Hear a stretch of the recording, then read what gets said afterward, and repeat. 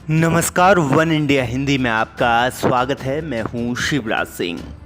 अफगानिस्तान में तालिबान ने 15 अगस्त को काबुल पर कब्जा करने के करीब 21 दिनों के बाद मंगलवार शाम को अंतरिम सरकार के गठन का ऐलान कर दिया है। मुल्ला मोहम्मद हसन अखुंद प्रधानमंत्री की कुर्सी पर बैठेंगे, तो वहीं तालिबान के नंबर 2 नेता मुल्ला गनी बरादर उप प्रधानमंत्री की भूमिका में होंगे।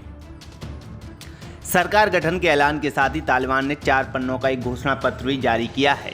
ये घोषणा पत्र इस्लामिक अमीरात ऑफ अफगानिस्तान के नेता अमीर उल मोमिनीन शेख उल हदीथ हिब्बतुल्लाह अखुंदजादा के हस्ताक्षर के साथ जारी किया गया है। इसमें जोर देकर कहा गया है कि सरकार में शामिल सभी लोग इस्लामिक नियम और शरिया कानून के हिसाब से काम करेंगे और देश को आगे ले जाएंगे।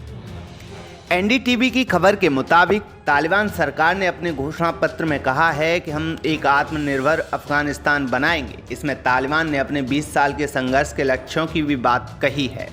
घोषणा पत्र में कहा गया है कि हमारे 2 लक्ष्य थे।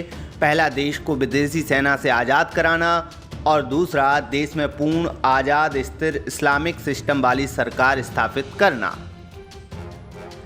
तालिबान ने पड़ोसी देशों के साथ अच्छे संबंध रखने की भी बात कही है। घोषणा पत्र में कहा गया है कि हम पड़ोसी और बाकी सभी देशों के साथ 2 तरफा और सम्मानजनक संबंध चाहते हैं। सभी अंतर्राष्ट्रीय नियमों और कानूनों को मानेंगे जो इस्लामिक नियमों और देश के मूल्यों के खिलाफ न हो। इस्लामिक नियमों के मुताबिक अल्पसंख्यकों और कमज़ोरों के हकों की रक्षा करेंगे। सभी नागरिकों को समान दर्जा, इस्लामिक अमीरात सबके इस्लामिक हकों की सुरक्षा करेंगे। शरिया ढांचे के तहत धार्मिक और आधुनिक विज्ञान की शिक्षा मुहैया कराई जाएगी। आगे कहा गया है कि आर्थिक तरक्की के लिए सभी संसाधनों का भी इस्तेमाल किया जाएगा। तालिबान ने कहा है कि घरेलू राजस्व का बेहतर इस्तेमाल, विदेशी निवेश के मौके, बेरोजगारी दूर करेंगे और देश को जल्द से जल्द अपने पैरों पर खड़ा करेंगे। देश के सभी नागरिकों को मूलभूत सुविधाएं दी जाएंगी। इस दिशा में काम किया जाएगा। गरीबी उन्मूलन, राष्ट्रीय संपत्ति की सुरक्षा सुनिश्चित की जाएगी। तालिबान ने मीडिया की स्वतंत्रता की भी बात कही है। उन्होंने कहा कि मीडिया की स्वतंत्रता और क्वालिटी में सुधार, इस्लाम और राष्ट्रीय हित में भूमिका सुनिश्चित की जाएगी। सभी पड़ोसियों और देश के देशों को भरोसा है कि अफगानिस्तान की ज़मीन का इस्तेमाल किसी देश की सुरक्षा के खिलाफ नहीं है।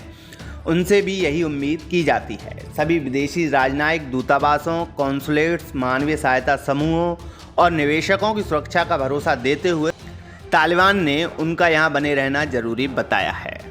तालिबान ने कहा कि हम किसी के साथ दुश्मनी नहीं चाहते। अफगानिस्तान सभी के लिए है। एक घर किसी को भविष्य के चिंतित होने की ज़रूरत नहीं है। आम जनों से इस्लामिक अमीरात को समर्थन जारी रखने की अपेक्षा की गई है। इसके अलावा इस्लामिक सिस्टम के तहत देश के पुनर्निर्माण में सबकी भागीदारी की भी बात कही गई है। तालिबान ने सभी प्रतिभाशाली पेशेवरों, विद्वान, प्रोफेसर, डॉक्टर, वैज्ञानिक, इंजीनियर और शिक्षित वर्ग, व्यापारी और निवेशकों को पूरी तवज्जो देने का भी भरोसा दिया है। तालिबान ने अपने घोषणा पत्र में लोगों से देश ना छोड़ने की भी अपील की है। उसने कहा है कि लोग देश छोड़ने की कोशिश ना करें। इस्लामिक अमीरात को किसी से कोई दिक्कत नहीं है। इस खबर में फ़िलहाल इतना ही। तमाम अपडेट के लिए बने रहिए वन इंडिया हिंदी के साथ।